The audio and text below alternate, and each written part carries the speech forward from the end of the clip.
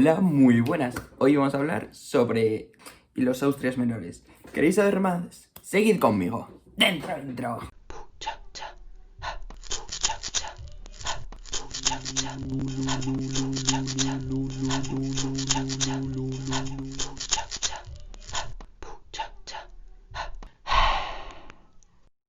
Durante los reinados de Felipe III, Felipe IV y Carlos II, no eran los reyes los que gobernaban directamente el reino o imperio, sino que eran los válidos, hombres de confianza de los mismos, cuya función se supone que era llevar a cabo las acciones para intentar que España, que el reino al cual estaban a cargo, obtuviese victorias, o sea, ganase guerras, creciese económicamente, entre otros. Vamos, favorecer a España. Sin embargo, lo único que hicieron, en su mayoría, fue fomentar la introducción de personas cercanas a ellas en zonas estratégicas y enriquecerse.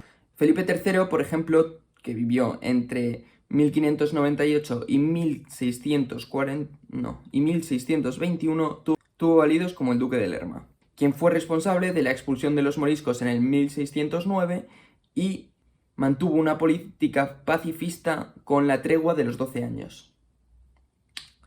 Mientras tanto, Felipe IV, de sus válidos, destaca el conde-duque de Olivares, cuya política era más beligerante, metió a España en la Guerra de los 30 años. A pesar de la entrada a la guerra, el conde-duque también intentó mejorar la hacienda española y la economía, tratando de saldar las cuentas de la monarquía con los banqueros. También se intentaron unificar los territorios englobados, para que no fuese únicamente Castilla la que pusiese hombres y dinero para la guerra. A esto se le llamó la unión de armas. Sin embargo, no obtuvo el efecto esperado. Durante el reinado de Carlos III estuvieron presentes diferentes válidos, como Nitzar, Valenzuela, don Juan José de Austria, el duque de Medinaceli o el conde de Oropesa. Primero durante la regencia de Mariana de Austria y luego durante el reinado de Carlos II, desde 1665 hasta el 1700. Estos no solucionaron ni la crisis económica ni política que se daba en España. La crisis de 1640.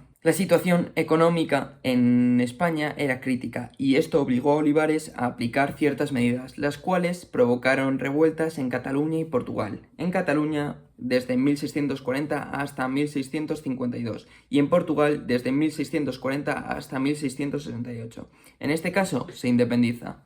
El ejército fue enviado para sofocar estas revueltas, pero en el caso catalán no se comportaron de la mejor manera y llegaron a saquear y atacar a comercios, por lo cual la población se quejó.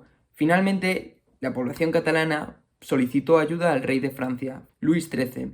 Sin embargo, al ver que este rey era incluso más absolutista que su homólogo español, Felipe IV, solicitaron ayuda a este para que pudiesen volver a formar parte de España. Felipe IV, tras de esto, se comprometió a garantizar la mantenencia de las costumbres y fueros catalanes. Los portugueses vieron que España no les había dado más que problemas, y es que les había metido en guerras en las que no pintaban y les estaba trayendo a los enemigos, por ejemplo, los Países Bajos, hacia sus fronteras, y España no había garantizado la defensa necesaria para Portugal contra estos. Es entonces que la rebelión acaba instaurando al duque de Braganza, en este caso Juan IV, como rey de Portugal, y Portugal pasa a ser un reino independiente en 1668. Mientras que Felipe III mantuvo una política exterior pacifista, Felipe IV mantuvo una política exterior más beligerante. Sin embargo, no era de Felipe, sino del conde-duque de Olivares.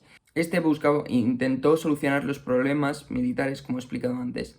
Bueno, que nos vamos. Entonces España entra en la Guerra de los 30 años, tratando de ayudar a la familia real de Habsburgo, austríaca, contra los príncipes alemanes que se habían vuelto a rebelar en contra del emperador.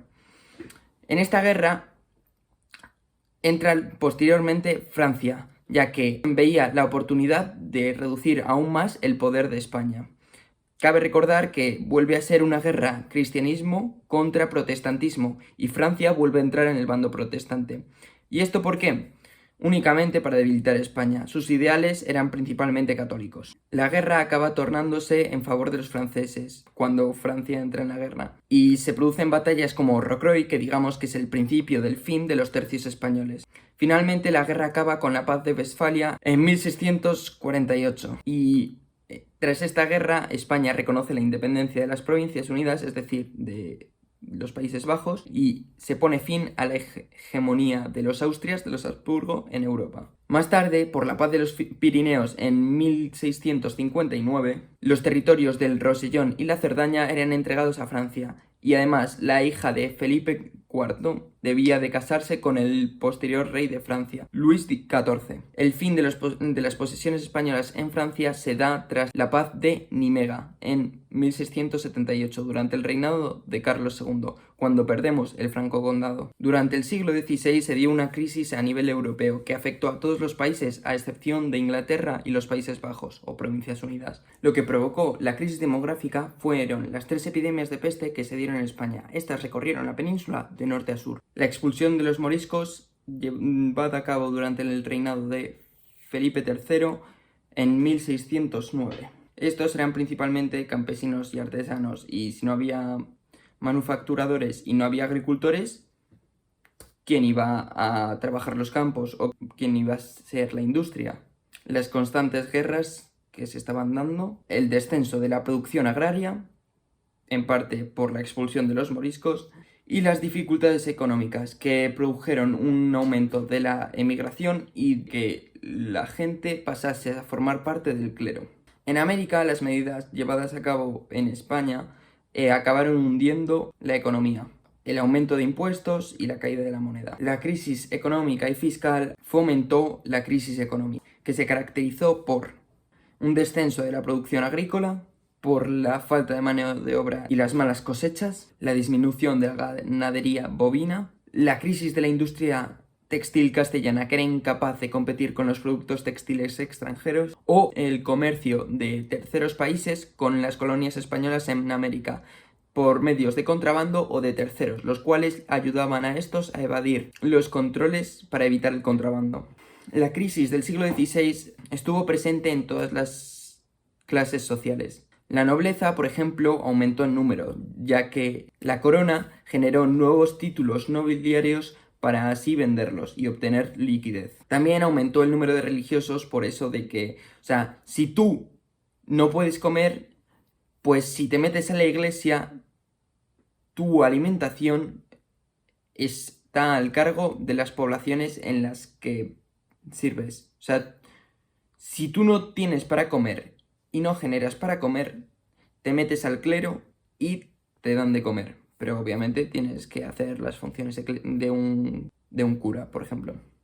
La burguesía, por ejemplo, trataba de comprar tierras y títulos para así pasar a formar parte de la nobleza, mientras que los campesinos tenían que vender tierras y endeudarse o emigrar. Las ciudades en las que más se vio la pobreza fue en Sevilla o en Madrid. Cuando Felipe IV murió, dejó como heredero del trono a Carlos II. Sin embargo, este tenía únicamente 4 años, por lo que el comienzo de su reinado es bajo la regencia de su madre, que tuvo como válido a Nízar. Durante esta primera etapa del reinado de Carlos II, se dieron luchas de poder entre los válidos de Mariana de Austria y don Juan José de Austria, quien era un hijo ilegítimo del rey Felipe IV. El resto de válidos que estuvieron presentes durante el reinado de Carlos II trataron de paliar la caída económica, reduciendo los impuestos para así intentar producir un despegue económico.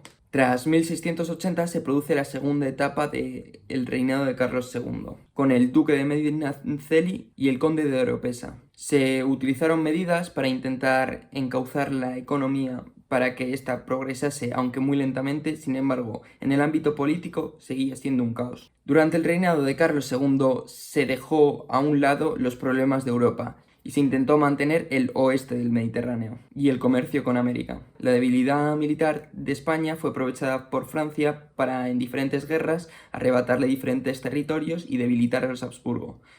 Uno de estos territorios fue el Franco Condado, con la paz de Nimega. Además, España se vio obligada a reconocer la independencia de Portugal en 1668. Tras la muerte de Carlos II, los territorios españoles dentro de Europa se limitaban a España, Flandes, Nápoles, Sicilia, Cerdeña y el Milanesado. Carlos, cuando murió, dejó como heredero del trono de España al nieto de su hermana, Felipe de Anjou. Su hermana se había casado con Luis XIV, rey de Francia. Sin embargo, el resto de potencias europeas no veía con buenos ojos que España y Francia se uniesen bajo una misma dinastía. Y es por esto que el pretendiente de la Casa de Habsburgo, Carlos de Austria, junto con, por ejemplo, Inglaterra, Provincias Unidas y Portugal, se oponen al nuevo rey de España y empieza la Guerra de Sucesión Española para decidir quién se lleva el trono de España.